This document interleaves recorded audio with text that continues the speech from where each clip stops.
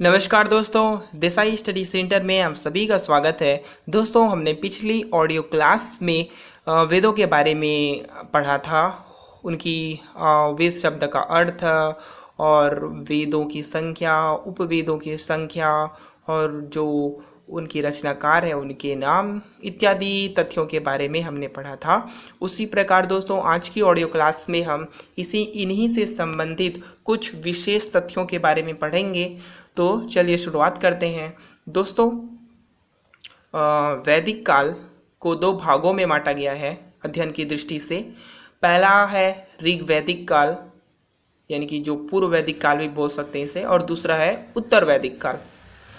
तो ऋग वैदिक काल की जो समय सीमा है वो है 1500 ईसा पूर्व से 1000 ईसा पूर्व तक, और दूसरा जो उत्तर वैदिक काल है इसकी समय सीमा है 1000 ईसा पूर्व से 6ठी शताब्दी ईसा पूर्व तक।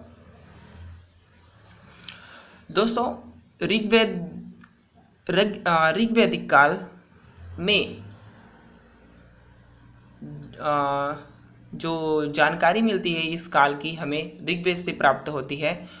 तो आइए देखते हैं ऋग्वेद के बारे में कुछ विशेष तथ्य।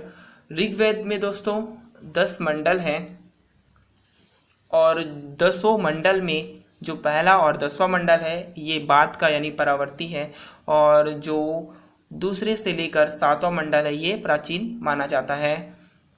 और जो मंडल हैं इनकी रचना ऋषियों ने की है। तो आइए देखते हैं किन मंडलों की रचना किन ऋषियों ने की है। तो जो सबसे पहला मंडल है उसकी रचना कण्व ऋषि ने की है। दूसरा मंडल है उसकी रचना भार्गव ऋषि ने की है। तीसरा मंडल है उसकी रचना विश्वामित्र ऋषि ने की है। और जो चौथा मंडल है उसकी रचना वामदेव ने की है। पांचवा मंडल है उसकी रचना अत्रि ऋषि ने की है। और जो छठवां मंडल है उसकी रचना भरद्वाज ऋषि ने की है। सातवां मंडल है उसकी रचना वशिष्ठ ऋषि ने की है। और जो 8वां मंडल है उसकी रचना संयुक्त रूप से कण्व और अंगिरस ऋषि ने की है। और जो 9वां मंडल है वो सोम देवता को समर्पित है। दोस्तों, अब इसे आप एक छोटे से ट्रिक के माध्यम से भी याद कर सकते हैं। जैसे जो पहला दूसरा तीसरा मंडल है इसे आप अगर ABCD में कन्वर्ट कर लें तो एक कण्व ऋषि यानी कि एक Kanva, B Bhargava, C Vishwamitra, D Vamdev, E Atri, F Bharadwaj, G Vashishtha और H कण्व और अंगिरस। तो इस प्रकार भी आप ऐसे याद कर सकते हैं जैसे कि नाम जैसा लगता है ना, G वशिष्ठ, B भार्गव। तो इस प्रकार भी आसानी से आप इसे याद कर सकते हैं। उसके बाद दोस्तों, जो ऋग्वेद का तीसरा मंडल है जिसकी रचना विश्वामित्र ऋषि ने की है, इसी से ही गायत्री मंत्र लिया गया है। और जो गायत्री मंत्र है वो सूर्य या सविता देवता को समर्पित है। उसके बाद दोस्तों, ऋग्वेद का जो 7वां मंडल है इसमें 10 राग के युद्ध का वर्णन है। 2 जन रहते हैं, पहला जन का नाम रहता है पुरु और दूसरा जन का नाम रहता है भरत। भरत जन का नेता रहता है सुदास, और जो उनके पुरोहित रहते हैं उनका नाम रहता है वशिष्ठ। और जो पुरुजन में तो 10 राजा रहते हैं, यानी कि 5 आर्य और 5 अनार्य। और इनके जो पुरोहित रहते हैं वो है विश्वामित्र। दोनों में युद्ध होता है और परश्वनी नदी के तट पर युद्ध होता है, और जो भरत जन का नेता सुदास है उसकी विजय होती है। तो इस युद्ध का 7वें मंडल में वर्णन है। उसके बाद दोस्तों, जो 9वां मंडल है ऋग्वेद का वो सोम देवता को समर्पित है। और जो 10वां मंडल है, 10वें मंडल के पुरुष सूक्त में 4 वर्णों की सबसे प्रथम जानकारी यानी प्रथम सूचना हमें वहीं पुरुष 10वें ऋग्वेद के 10वें मंडल के पुरुष सूक्त से ही मिलती है, जो ब्राह्मण, क्षत्रिय, वैश्य और शूद्र के बारे में यहीं से जानकारी मिलती है। और इनका विभाजन सबसे पहले व्यवसाय के आधार पर किया गया था, यानी कि अगर कोई ब्राह्मण है और वो व्यापारी वाला काम करता है तो उसे वैश्य कहा जाएगा। यदि कोई क्षत्रिय है और वो पूजा पाठ का काम करता है तो उसे ब्राह्मण कहा जाएगा। यानी कि इस प्रकार कर्म के आधार पर, व्यवसाय के आधार पर ही वर्णों का निर्धारण होता था पहले ऋग्वैदिक काल में। दोस्तों इसके बाद आइए देखते हैं ऋग्वेद में कुछ ऐसे शब्द हैं और उनको वो मतलब परीक्षा की दृष्टि से बहुत महत्वपूर्ण है, और कितनी बार कौन से शब्द आए हैं ये भी बहुत इंपॉर्टेंट है। तो ऋग्वेद में इंद्र का उल्लेख 250 बार हुआ है, अग्नि का उल्लेख 200 बार हुआ है, और जो सबसे ज्यादा जिस शब्द का उल्लेख हुआ है वो है ओम, इसका उल्लेख 1028 बार हुआ है। उसके बाद दोस्तों वृष, वृष शब्द का उल्लेख 171 बार हुआ है, जन शब्द का उल्लेख 275 बार हुआ है, और ब्राह्मण शब्द का उल्लेख 14 बार हुआ है, क्षत्रिय शब्द का उल्लेख 9 बार हुआ है, वैश्य शब्द का उल्लेख 1 बार हुआ है, और शूद्र शब्द का उल्लेख 1 बार हुआ है। नदियों की अगर हम बात करें तो गंगा शब्द का उल्लेख 1 बार प्रत्यक्ष और 1 बार अप्रत्यक्ष रूप से, यानी कि हमें 1 ही बार मानते हैं, इसका उल्लेख हुआ है। और जो यमुना शब्द यानी कि यमुना नदी का उल्लेख 3 बार हुआ है। और गौ, गौ शब्द का उल्लेख 176 बार हुआ है। और ऐसे ही और कुछ कुछ हैं शब्द जिनका उल्लेख हुआ है। कृषि शब्द का उल्लेख 24 बार हुआ है। दोस्तों ऋग्वेद के किस मंडल में कृषि का वर्णन किया गया है? तो ऋग्वेद के जो चौथा मंडल है, यानी कि जिसकी रचना वामदेव द्वारा की गई है, इस मंडल में कृषि का वर्णन किया गया है। दोस्तों इसी प्रकार अथर्ववेद 2 शैलियों में लिखा गया है, यानी कि गद्य और पद्य, और इसके 2 भाग हैं, पहला शुक्ल यजुर्वेद और दूसरा कृष्ण यजुर्वेद। इसी प्रकार दोस्तों सामवेद भारतीय संगीत का जनक है और एक गायन से संबंधित मंत्रों का संकलन है इसमें।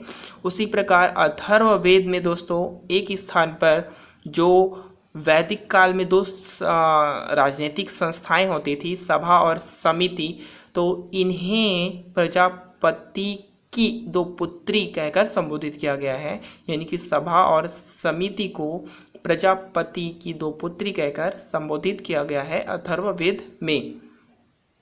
इसके बाद दोस्तों जो वैदिक काल में आर्य, यानी कि जो वैदिक संस्कृति का निर्माण आर्यों ने किया था, उनके मूल निवास संबंधी बहुत सारे विद्वानों के मत दिए गए हैं कि वो कहाँ से आए थे, मतलब भारत के थे या फिर कहीं अन्य देश से वो यहाँ आए थे। तो इस संबंध में बहुत सारे विद्वानों ने अपने मत अभिव्यक्त किए हैं। आइए देखते हैं जो प्रमुख मत हैं और सर्वमान्य मत है उनके बारे में यहाँ थोड़ा देखते हैं। तो जो सबसे पहला मत है वो जो पहले विद्वान है उनका नाम मैक्स मुलर।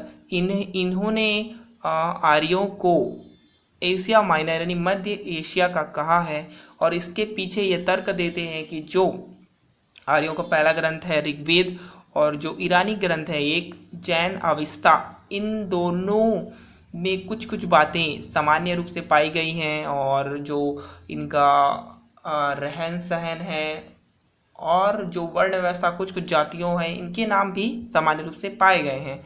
और क्या बोलते हैं जो बुगसकोई, यानी कि जो मध्य एशिया में बुगसकोई का जो प्राचीन अभिलेख पाया गया है उसमें जो देवताओं के नाम पाए गए हैं इंद्र वरुण मित्र, ये भी जैन अविस्ता के कुछ देवताओं के नामों से मिलते हैं। तो इसके पीछे ये तर्क माना जाता है, ये इसे सर्वमान्य मत भी कहते हैं मैक्स मुलर द्वारा। उसके बाद दूसरा है पंडित बाल गंगाधर तिलक जी द्वारा कहा गया है कि आर्य उत्तरी ध्रुव यानी कि आर्कटिक प्रदेश से आए थे, और इसके पीछे ये तर्क देते हैं कि जो ऋग्वेद में लंबी लंबी रातें और दिन तथा जो हिमपात अर्थात हिमवर्षा के प्रमाण मिले हैं, इसी कारण तिलक जी ने आर्यों के मूल निवास स्थान को आर्कटिक प्रदेश या ध्रुवी क्षेत्र में बताया है। इसी प्रकार A.C. दास यानी कि अविनाश चंद्र दास जी ने आर्यों के मूल निवास स्थान को सप्त सैंधव प्रदेश बताया है। और गंगानाथ झा जी ने आर्यों के मूल निवास स्थान को ब्रह्म ऋषि क्षेत्र या ब्रह्मवर्त बताया है। कुछ विदेशी विद्वानों ने भी अपने मत अभिव्यक्त किए हैं इस विषय में। तो सबसे पहले आता है गार्डन चाइल्ड महोदय ने आर्यों के मूल निवास स्थान को दक्षिणी रूस बताया है। और पी गाइल्स महोदय ने आर्यों के मूल निवास स्थान को हंगरी, ऑस्ट्रिया, डेन्यूब नदी घाटी क्षेत्र बताया है। और अगर जैसे आप क्वेश्चन आता है कि आर्यों के मूल निवास स्थान को किन विद्वानों ने भारत में बताया या फिर मूल उत्पत्ति भारत में ही हुई है, ऐसा किन विद्वानों ने किया है, तो इसमें आ जाएंगे गंगानाथ झा भी आ जाएंगे और ये A.C. दास यानी कि अविनाश चंद्र दास भी आ जाएंगे। इस प्रकार है। उसके बाद दोस्तों जो ये दयानंद सरस्वती, स्वामी दयानंद सरस्वती जी ने भी इस विषय में अपने मत अभिव्यक्त किए हैं। उन्होंने कहा है कि जो आर्यों का मूल निवास स्थान है वो है तिब्बत। इसके पीछे बहुत सारे उन्होंने तथ्य या प्रमाण भी दिए हैं। और इनका जो प्रसिद्ध पुस्तक है उसका नाम आप जानते हैं, सत्यार्थ प्रकाश। तो इस प्रकार इनका निवास स्थान में बहुत सारा मतभेद है आर्यों के। और आइए दोस्तों अब देखते हैं कुछ नदियों के बारे में जो महत्वपूर्ण है, यानी कि ऋग्वैदिक काल में उन नदियों को किस नाम से जाना जाता था वो देखेंगे। तो सबसे जो पहला नदी है वो है परश्वनी। ये बहुत इम्पोर्टेंट है। परश्वनी, इसका वर्तमान नाम क्या है? रावी, यानी कि रावी नदी को वैदिक काल में परश्वनी कहते थे। उसके बाद है दूसरा है अश्किनी और इसका वर्तमान नाम है चिनाव। तीसरा है विदस्ता, इसका वर्तमान नाम है झेलम। उसके बाद है विपासा, इसका वर्तमान नाम है व्यास। उसके बाद है दृष्टद्युति, इसका वर्तमान नाम है घग्घर। उसके बाद है सिंध, इसका वर्तमान नाम सिंधु, इसका वर्तमान नाम है सिंध। उसके बाद है गोमल, जिसका वर्तमान नाम है गोमती। और है काबुल, जिसका वर्तमान नाम है कुभा। और कोर्रम, जिसका वर्तमान नाम है क्रोम। तो ये इतनी सारी नदियां हैं। और सतोदरी, और जिसका वर्तमान नाम है सतलज। सतोदरी, जिसका वर्तमान नाम है सतलज।